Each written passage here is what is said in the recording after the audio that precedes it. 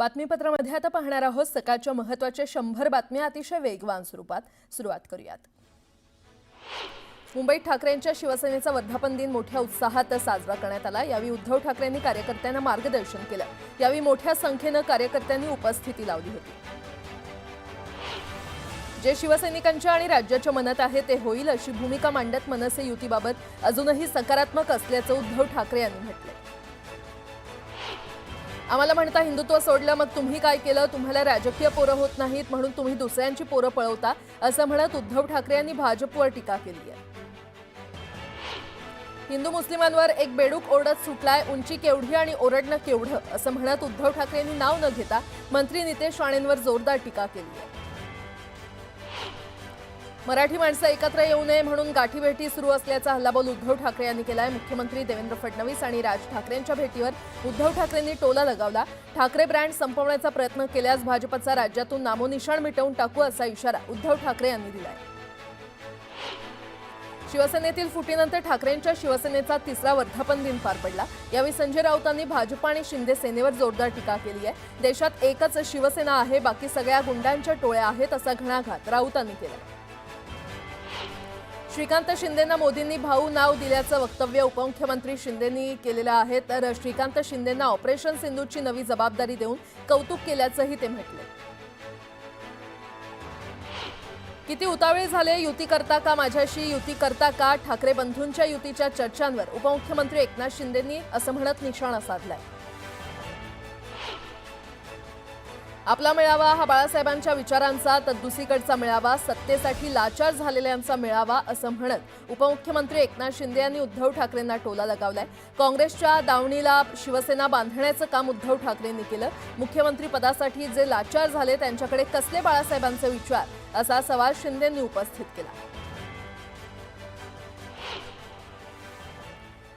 आणि आता एक मोठी बातमी, शिवसेना उद्धव बाळासाहेब ठाकरे पक्षाच्या सर्व खासदार, आमदार आणि प्रमुख पदाधिकाऱ्यांची आज दुपारी शिवसेना भवनात बैठक आयोजित करण्यात आली आहे। या बैठकीला उद्धव ठाकरे मार्गदर्शन करणार आहेत। शिवसेना भवनमधील बैठकीनंतर रात्री मुंबईतील ताज लँड्स हॉटेलमध्ये शिवसेना ठाकरे गटाच्या खासदार आणि आमदारांसाठी पक्षप्रमुख उद्धव ठाकरे यांच्यासोबत स्नेहभोजन आयोजित करण्यात आले।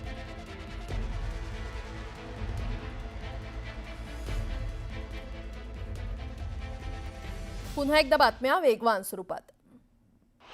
मंत्री भरत गोगावले यांनी राष्ट्रवादीचे प्रदेशाध्यक्ष सुनील तटकरेंना जशास तसं उत्तर देण्याचा इशारा दिलाय।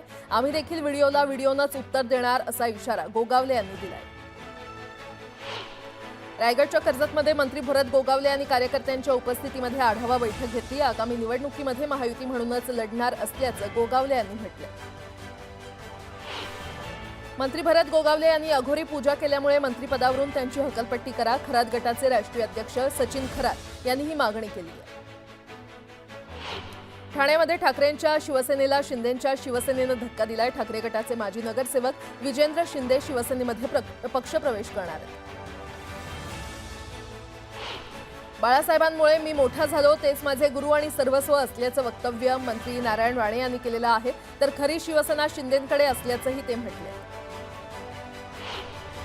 सिल्लोडमध्ये शिवसेनेचा वर्धापन दिन उत्साहात साजरा करण्यात आला। बाळासाहेब ठाकरे यांच्या प्रतिमेला पुष्पहार अर्पण करून अभिवादन करण्यात आलं। यावेळी आमदार अब्दुल सत्तार यांच्यासह मोठ्या संख्येनं पदाधिकारी उपस्थित होते। योगाला आपली जीवनशैली बनवा, प्रत्येकानं किमान 1 तास तरी योग साधना करावी असं आवाहन केंद्रीय मंत्री प्रतापराव जाधव यांनी केलं। वकील गुणरत्न सदावर्तेंना धमकीचा फोन आलाय। हिंदींच्या आग्रहाबाबत वक्तव्य केल्यानं मनसे कार्यकर्त्यांनी धमकीचा फोन केल्याचा आरोप सदावर्ते यांनी केलाय।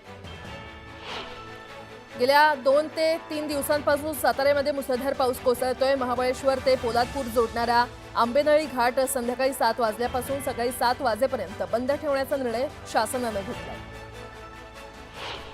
राज्यात सर्वत्र पावसाचा जोर वाढला असून अनेक भागात मुसळधार ते अतिमुसळधार पाऊस कोसळतोय। मुसळधार पावसामुळे रायगड जिल्ह्यात पूरस्थिती निर्माण झाली होती। इतर भागातही पावसाचा जोर कायम होता। तर पुढील 4 ते 5 दिवस पावसानं अतिमुसळधार पावसाचा इशारा दिलाय। पिंपरी चिंचवड शहरात मध्यरात्रीपासून संततधार कोसळत असलेल्या पावसामुळे जनजीवन विस्कळीत झालं। पवना इंद्रायणी या नदीच्या पाणी पातळीत वाढ झाली। तर चिंचवड गावातील मोर्या गोसावी समाधी मंदिरात देखील पवनेचं पाणी शिरलं।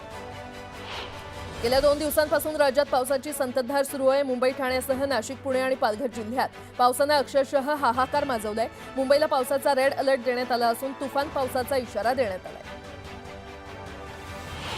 घाटमाथ्यावर आणि खडकवासला धरण क्षेत्रात मोठ्या प्रमाणात पाऊस झाल्यानं या धरणातून मुठा नदीमध्ये पाण्याचा विसर्ग वाढवण्यात येणार आहे. 15,000 क्युसेकनं हे पाणी सोडण्यात येणार आहे आणि याच पार्श्वभूमीवर वारकऱ्यांनी सतर्क राहण्याचं आवाहन जिल्हा शासनानं केलं. मुसळधार पावसामुळे अलमट्टी धरणाच्या पाणीसाठ्यात मोठी वाढ झाली आहे. खबरदारीचा उपाय म्हणून अलमट्टी धरणातून 70,000 क्युसेक पाण्याचा विसर्ग कृष्णा नदीपात्रात करण्यात आला आहे. उल्हासनगर शहराला मुसळधार पावसाचा फटका बसलाय. शहराच्या विविध भागात 3 मोठी झाडं उन्मळून पडली आहेत. कॅम्प नंबर 4च्या ओटी सेक्शन भागात रस्त्यावर उभ्या असलेल्या कारवर झाड कोसळलं. सुदैवानं कारमध्ये कोणतीही जीवितहानी झाली नाही. सोलापूर शहराला 7 ते 8 दिवसाआड पाणी पुरवठा केला जातोय. सोडण्यात येणाऱ्या पाण्याच्या तासामध्ये कपात करून 3 दिवसाआड पाणी पुरवठा करण्याचं नियोजन केलं जात आहे. जुलैपासून या निर्णयाची अंमलबजावणी केली जाणार आहे. राज्यात प्रकल्प रखडल्यानं त्यांच्या किमतींमध्ये वाढ होत असताना आता मुख्यमंत्री देवेंद्र फडणवीस यांनी अधिकाऱ्यांची आढावा बैठक घेतली. राज्यातील महत्त्वाचे प्रकल्प भूसंपादनामुळे रखडणार नाही यासाठी सर्वांनी दक्षता घ्यावी. भूसंपादनासाठी टाईमलाईन देण्यात आली असून त्याचं तंतोतंत पालन करावं अशा स्पष्ट सूचना मुख्यमंत्र्यांनी या बैठकीत दिल्या.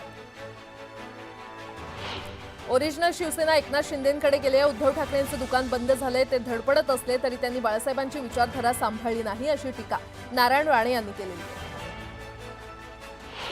भाजप आमदार गोपीचंद पडळकर यांनी उद्धव ठाकरेंवर हल्लाबोल केलाय. उद्धव ठाकरे यांच्या घरी रोज लाल दिव्याच्या गाड्या जायच्या, आज त्यांच्या घरी कुणीही जात नाही अशी टीका त्यांनी केली आहे.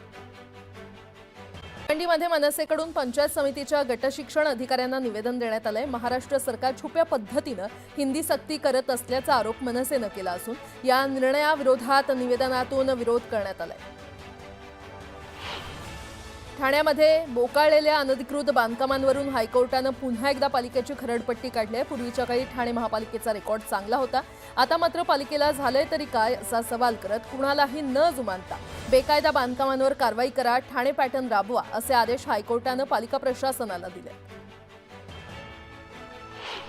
राज्यातील महत्त्वाच्या सर्व प्रकल्पांचं भूसंपादन तातडीनं पूर्ण करून प्रकल्प लवकरात लवकर मार्गी लावावेत आणि भूसंपादनाअभावी एकही प्रकल्प रखडणार नाही याची संबंधित सर्व यंत्रणांनी दक्षता घ्यावी असे आदेश मुख्यमंत्री देवेंद्र फडणवीस यांनी गुरुवारी दिलेले आहेत. स्थानिक नागरिकांचा विरोध आणि मुख्यमंत्री देवेंद्र फडणवीस यांच्या आदेशानुसार पिंपरी चिंचवड महापालिकेनं चिखली कुदळवाडीनंतर आता चंदहुलीतील प्रस्तावित नगररचना योजना रद्द केलेली आहे. याबाबतच्या प्रस्तावाला प्रशासक शेखर सिंह यांनी मान्यता दिली आहे. रखडलेल्या स्थानिक स्वराज्य संस्थांच्या निवडणुका लवकरच अपेक्षित असल्यामुळे सर्व पालिकांमध्ये प्रभागाची रचना करून ती निवडणूक आयोगाकडे मान्यतेसाठी सादर करण्याचे आदेश देण्यात आलेत. त्यानुसार प्रभाग रचनेमध्ये नव्या विकास कामांचा समावेश होणार आहे. होणार की नाही होणार कळेल ना. जे यांच्या मनात आहे आणि राज्याच्या मनात आहे तेच मी करेन.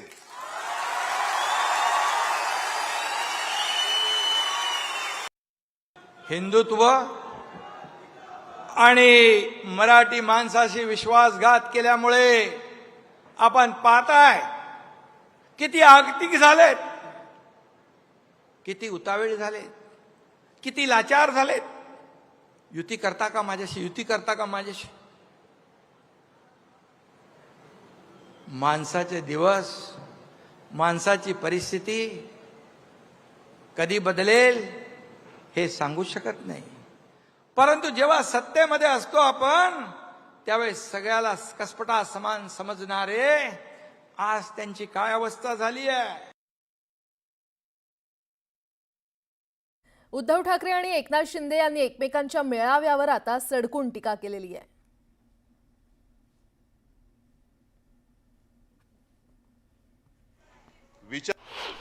पैसे फेकून जमवलेली माणसं नाहीयेत. विचार अंगामध्ये भिनवून कट्टर हिंदुत्वनिष्ठ महाराष्ट्र धर्म पाळणारे हे शिवसैनिक आहेत. ठीक आहे, आजच्या सुद्धा आपल्या वर्धापन दिनावरती भाजपची काही पाळलेली बेडकं ही डराडोराव करतील. आज दुसराही कुठेतरी एक मेळावा सुरू आहे. पण मी तुम्हाला सांगतो, इथं हा मेळावा बाळासाहेबांच्या विचारांचा आहे.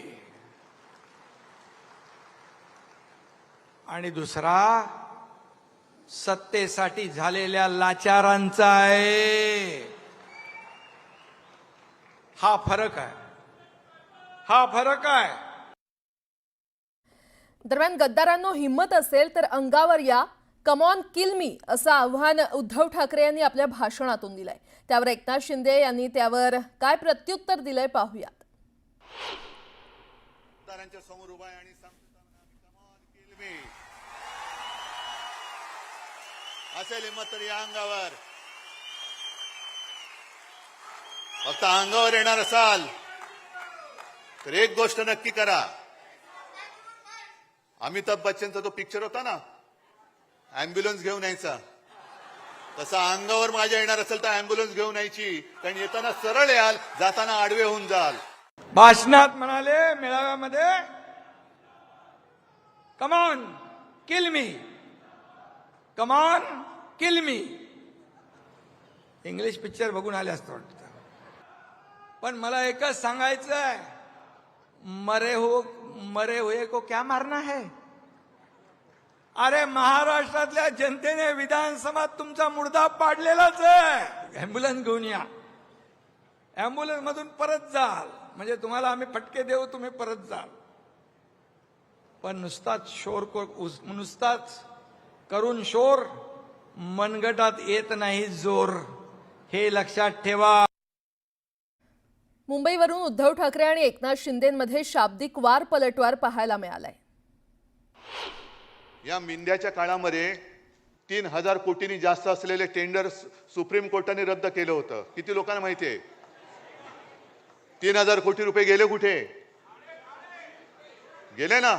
म्हणजे अदानीला सगळं फुकट देऊन टाकतायत, पिलतायत सामान्य माणसाला, आणि पुन्हा आपल्या आपल्यात लढाई करून अदानी मोकाट सुटलाय.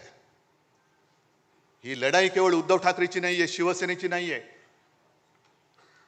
ही 1960 साली ज्या मराठी माणसांनी बलिदान देऊन रक्त सांडून ही मुंबई आपल्याला मिळवून दिली, त्या रक्ताची शपथ घेऊन ही मुंबई आम्ही आमच्यापासून तोडू देणार नाही, मुंबईचं महत्व खतम करू देणार नाही. म्हणून जर आपण उभे राहिलो तरी मुंबई वाचेल.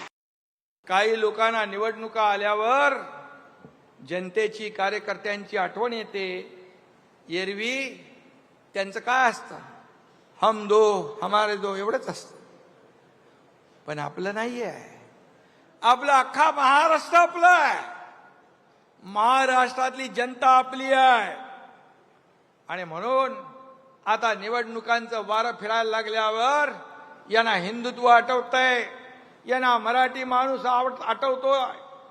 परंतु ज्यांनी विश्वासघात केला, ज्यांनी लाचारी केली, ज्याने मतदारांची बेईमानी केली, ते मतदार तुम्हाला या निवडणुकीत सुद्धा वाऱ्यालाही फिरकू देणार नाहीत. तुम्हाला तुमची जागा दाखवल्याशिवाय राहणार नाहीत. आता यांना मराठी माणूस आठवेल. आता मराठी माणूस आठवेल. मराठी माणसाच्या नावाने खोटे गळे काढतील. मला त्यांना विचारायचं आहे की बाळासाहेबांच्या नंतर मराठी माणसासाठी तुम्ही काय केलं, याचा हिशोब तर द्या. याचा हिशोब द्या. तुम्ही मराठी माणसापासून फारकत घेतली, हिंदुत्वापासून फारकत घेतली. तुमच्या नाकर्तेपणामुळेच मुंबईतला मराठी माणूस हद्दपार झाला, मुंबईच्या बाहेर गेला.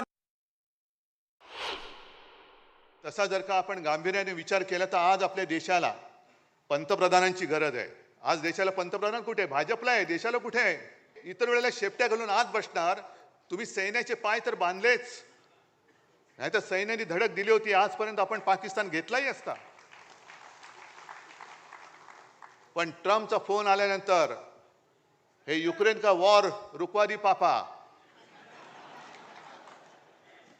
वॉर रुकवा दी पापा, ती जाहिरात होती ना, आपण पण केली होती. पण ट्रम्पचा फोन आल्यानंतर यांचा आवाजच गेला. काय करायचे ते असे प्रधानमंत्री, काय करायचे तसे गृहमंत्री, की अयोध्येत राम मंदिर बांधा आणि काश्मीरचं 370 कलम हटवा. बाळासाहेब म्हणायचे, मला एक दिवस प्रधानमंत्री बनवा, ही दोन्ही कामं मी करेन. मग ही दोन्ही कामं कोणी केली? या देशाचे प्रधानमंत्री नरेंद्र मोदीजी आणि गृहमंत्री अमित शहा यांनी केली. मग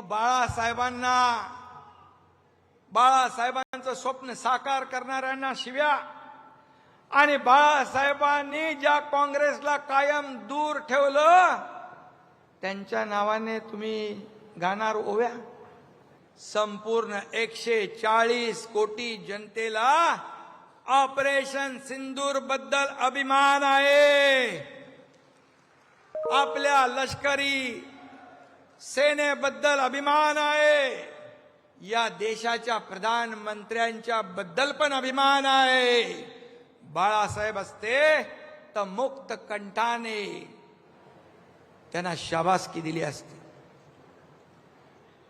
परंतु शाबासकी जाऊ द्या, ही कद्रू माणसं आरोपाशिवाय करणार काय दुसरं.